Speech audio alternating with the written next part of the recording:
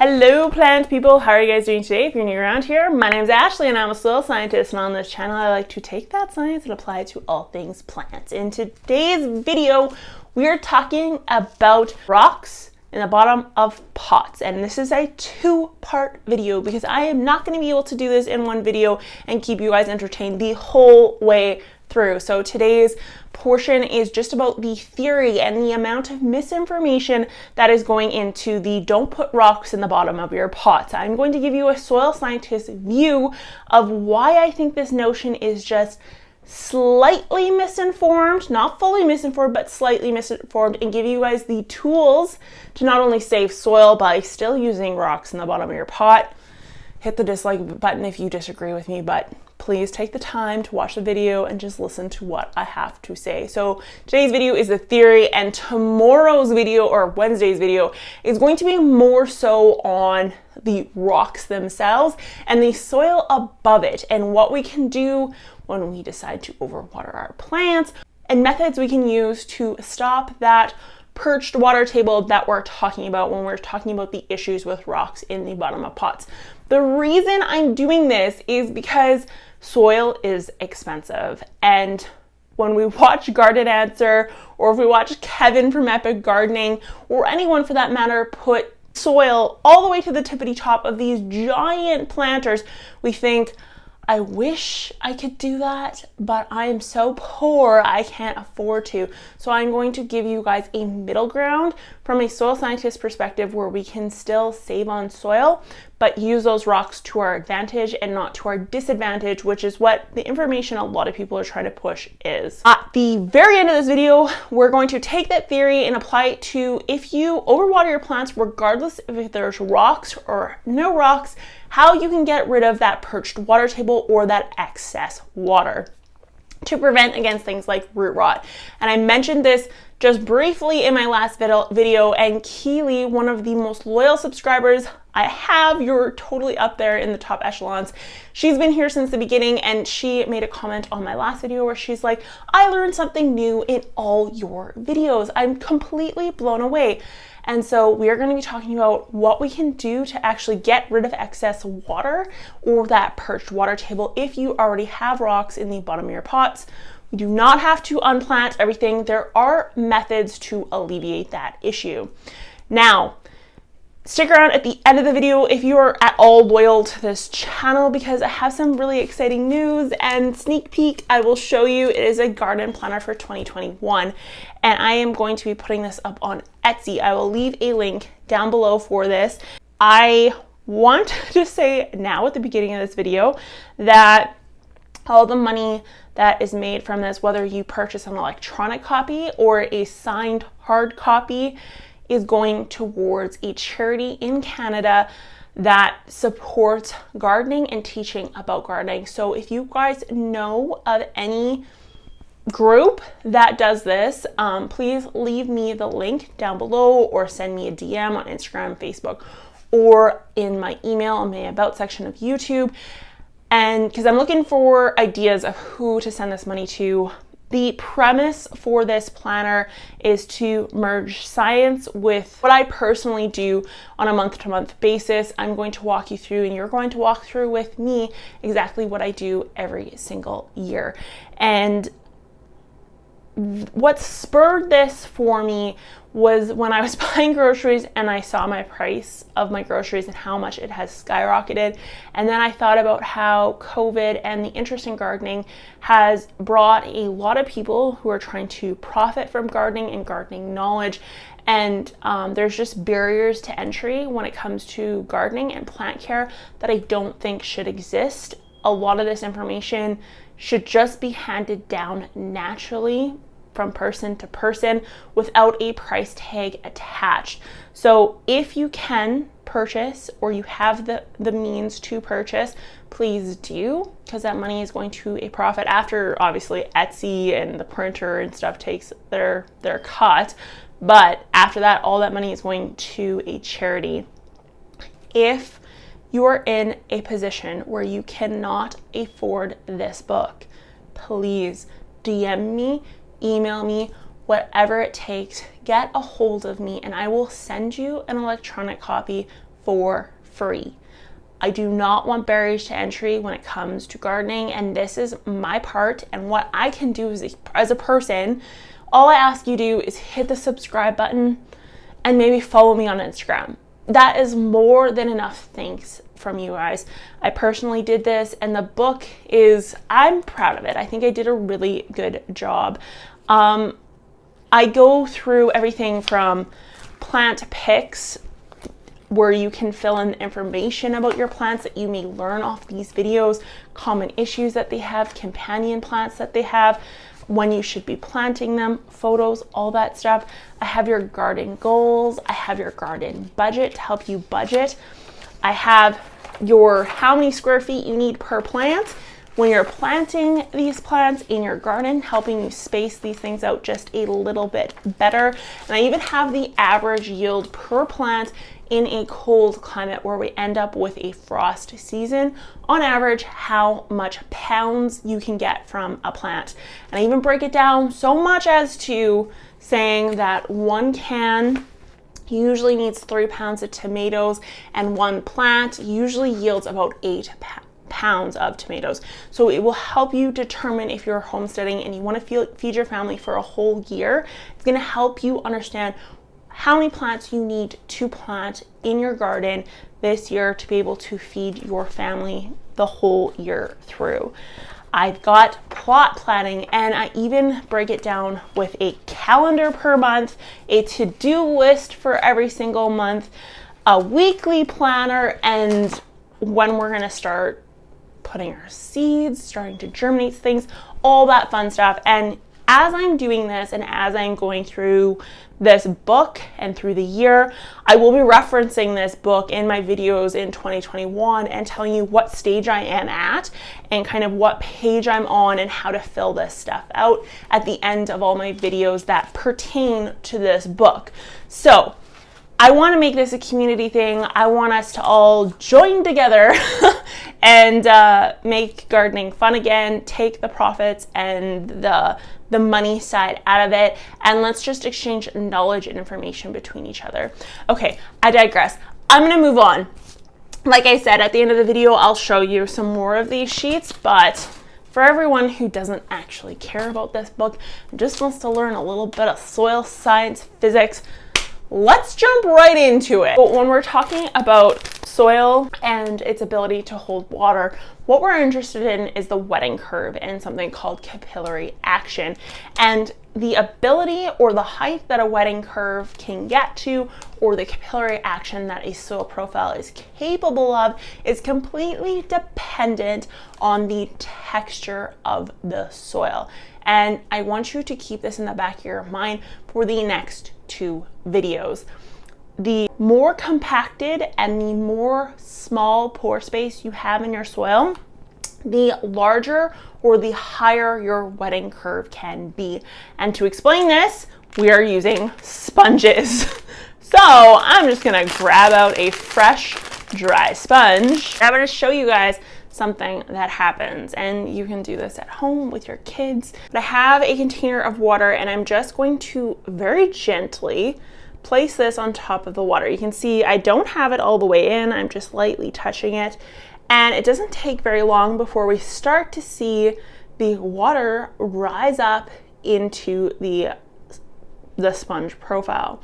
Now, if I left this here, it wouldn't necessarily climb the entire distance of the sponge.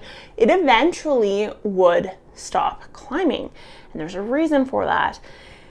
While we have capillary action, which is anti-gravitational forces, hence the reason why we're getting a wetter sponge the higher up the sponge it goes, and it's going against gravity, obviously, we also have gravity still in play.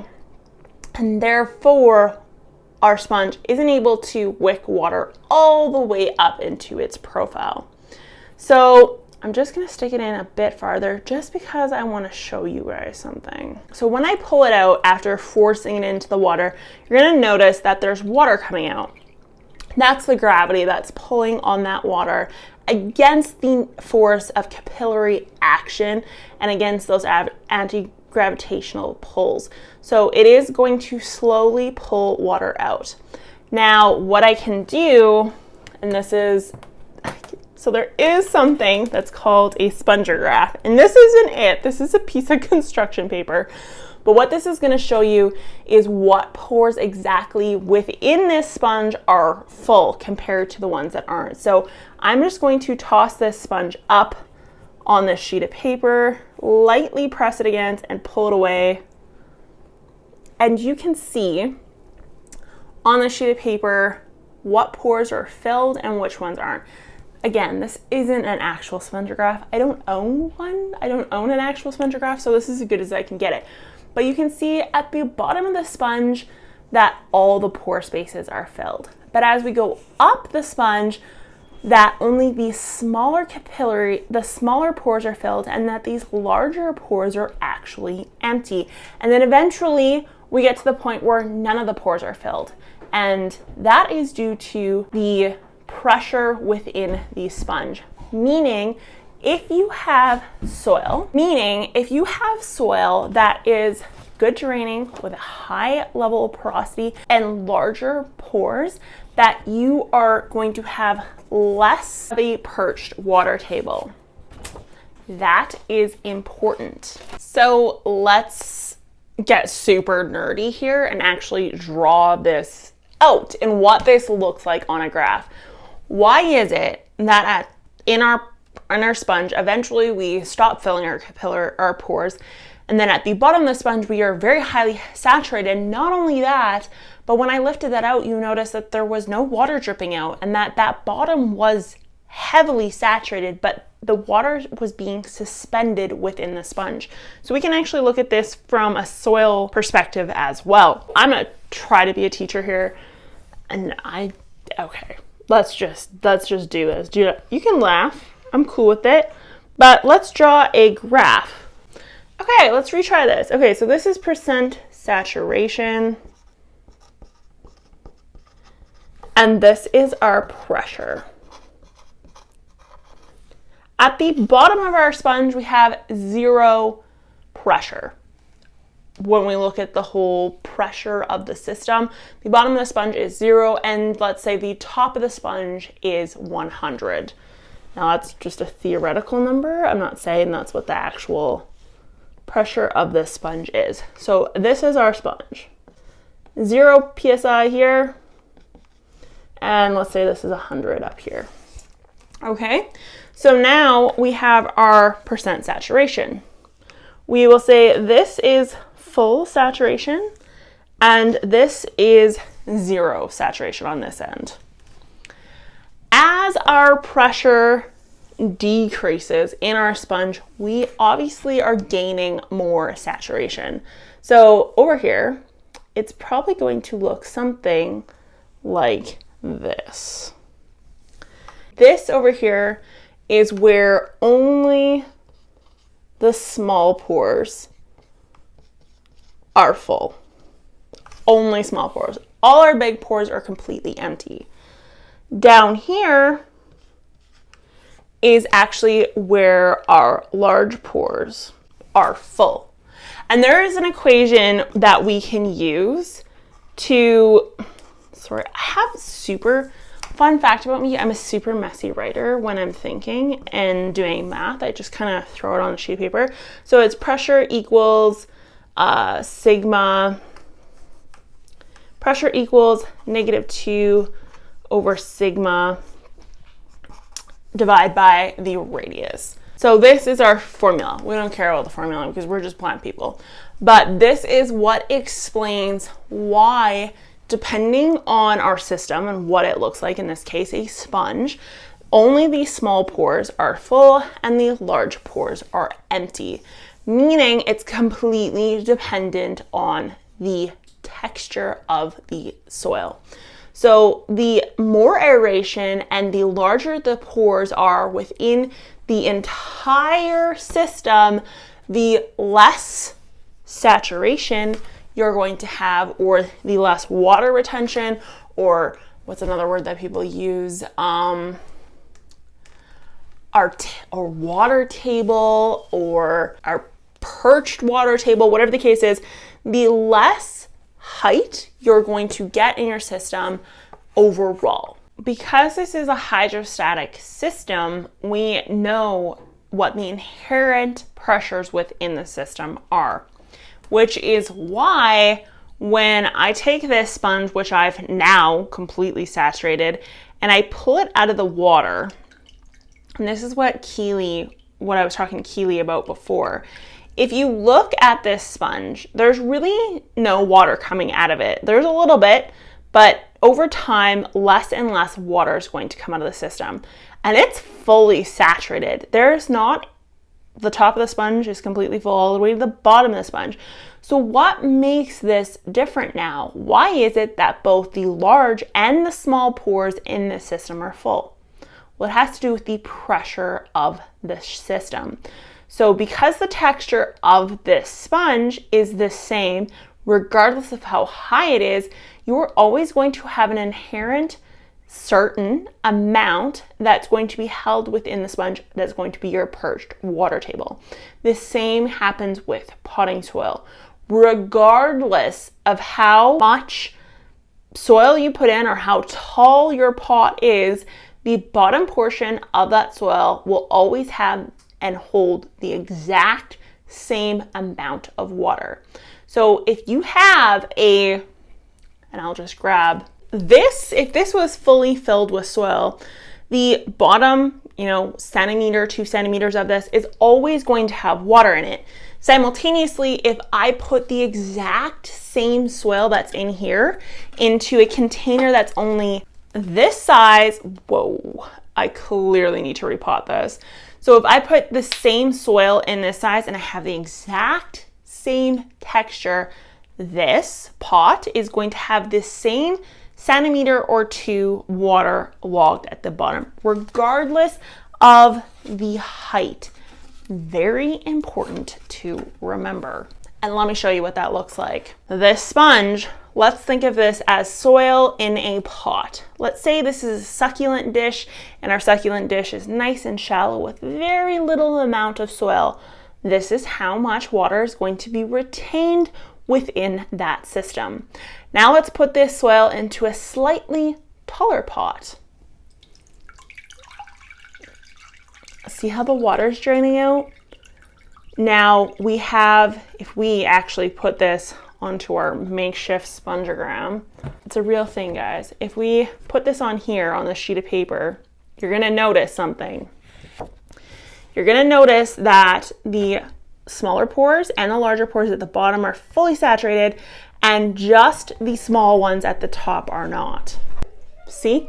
You can tell all the pores down here are saturated, but as we go up the profile, only the small ones are saturated and the larger pores are completely empty. It tells us as our pots get higher, more of the soil as we go farther up into the profile has less water in it, but it also tells us that regardless of how tall our pot is, we're always going to have that inherent couple centimeters. Again, depending on the texture, the more porous your soil, the smaller that perched water table is going to be. Now, for the sake of argument, let's make this a little bit taller. And again, the taller we get, the more water that comes out of the system. So the taller the pot, the more soil at the top of the profile that's going to have only the small capillaries filled, and the larger pores are going to be empty. And we can even take this as far, and this is what I was talking to Keely, what Keely mentioned and what she didn't realize was that as we increase the negative pressure, that's why we're releasing the water from the system. Gravity's taking over. And so what we can do is if we overwater our pot and say we have a perched water table that's in the root zone, or we're discovering could cause root rot, we can simply take that pot and just make it a little bit taller. And you can see we're losing just a little bit more water. So what that means is if we overwater a pot, so say we've overwatered this guy, and these roots are the exact reason why I think the rock theory it's getting a little out of control. People are taking it a little bit too far. But what we can do is if we overwatered this pot, all we would do is actually tip it this way just to make it a little bit taller, and we would release water from this. Now, another option that we can do to relieve that perched water table, regardless of size of pot, regardless of if we have gravel or rock in the bottom of the pot, is we could actually take something that is a similar texture or a finer texture than the potting soil. So in this example, we could use a sponge, or we could use a string of yarn or a piece of cloth. And what we would do is we would actually take this, we could cut a slip into it, and we could place it in the bottom of the pot so that it's going slightly into the soil profile. I'd probably say, you know, you'd want to do at least 1/2 inch. And you could put that into the soil profile if you're an overwaterer like crazy. So we can put this in about here into the profile. And what this will do is now it's made your pot that much taller. No, it's not the whole diameter of the pot, but we don't need that. We just need the system to be tall enough that we can release, or we can push or move that system or that perched water table farther down away from the roots. And so if we have it in rock, or if we have it in a short pot like this with a tall cover pot, we can cut this, put this inside of our pot, have it hang out the bottom, and when we pull or we water our pot, we pull this pot out of the cover pot, or when we water it and it has rocks in the bottom, what it's going to do is all that water in the profile is going to come out of the system, and it's still, the perched water table is still going to hang around down here, but it's only going to be 1 centimeter or so. So it's all about increasing the height and the overall negative pressure in the system to allow gravity to go against the forces of capillary action and ultimately result in the larger pores at the top of the pot being more open to the air around it, and the smaller, more capillary forces at the bottom of the pot to be full of water. Have I made this complicated? I really truly hope not. This is why I've deleted this video many times, because I don't know a simple way of doing this. So what is this in all summary between this crazy and the pots and the water? What is a summary to all this? What I can tell you, and what we'll talk about a little bit more in the next video, is the rocks in the bottom of the pot isn't the inherent issue. It is that perched water table. Now, the height of that perched water table is completely dependent on the type of soil you have. So the more compact in the greater smaller pores, the greater number of smaller pores you have in the system, then the higher that perched water table is going to be overall.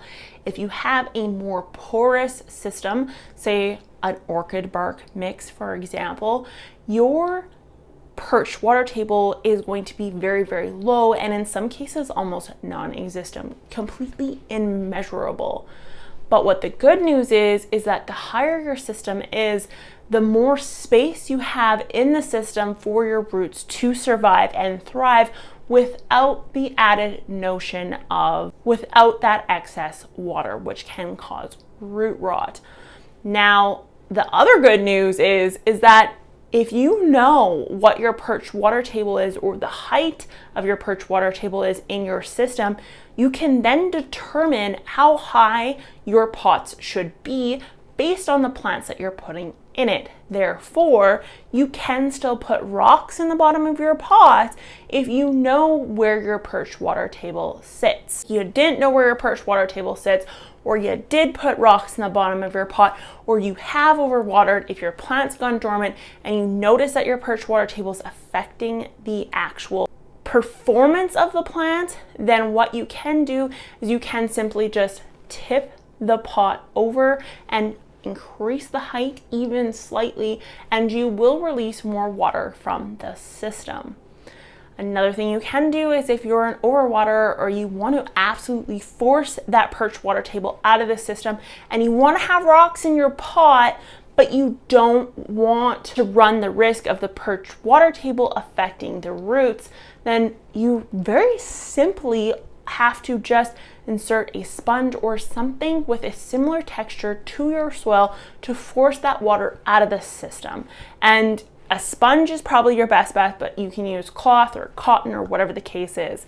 What this means, or what this will do, is that if you water the system and that sponge is trailing into the rocks, it's just going to force the water into the sponge that's in the rock system. Or in the case if you don't have rocks and you just have a shallow pot, it's going to force the water out. This is particularly important to note when we're looking at things like cacti or succulent. If we have them in these shallow dishes, which are a very popular method for containing or keeping cacti or succulents, and it makes sense why. The less soil means the less volume of water in the pot, therefore the less water that the roots have to take up. What ends up happening in a lot of cases, though, is that that succulent pot has that perched water table regardless of how shallow it is. So while your best intentions of the shallow pot is to actually make sure that the roots aren't sitting in water, they inherently always are sitting in water due to the sole fact of what a perched water table is. Meaning, if you are having issues with succulent and cacti and you like the idea of a shallow dish, and by all means shallow dishes make sense, then what you can do is simply add that string or add that piece of cloth or add that sponge to the system to make the system taller and force that perched water table down. Hopefully that was helpful. Hopefully that was not too confusing. If it was confusing, please let me know in the comments down below and I'll try to clarify some stuff. Or if you still have questions or you're kind of confused in any capacity, please put those questions down below and I will try to answer them. I put off this video for as long as physically possible, mostly for the sole fact that I didn't know how to present it in a digestible manner, and this is it literally is digestible as it gets. But again, be sure to hit that subscribe button, give this video a thumbs up, and check out the latest and greatest for gardening in Canada. I'm really excited for us all to do this together. It has everything, flower bed planner, all that stuff. I'm super excited about it, and I think it's going to be a very valuable resource for people that have been gardening for years, all the way to people who have decided to just take up the hobby. If you're ever confused about when to start the seeds, when to put them outside, how to put them outside, how many to plant, all that stuff, this is the resource for you. And like I said, I'm going to be referring back to it throughout the entire year as we go. I'm excited for this. Be sure to check it out. That's all I have for you guys today. Thank you so much for watching, and I will talk to you guys next time. Bye.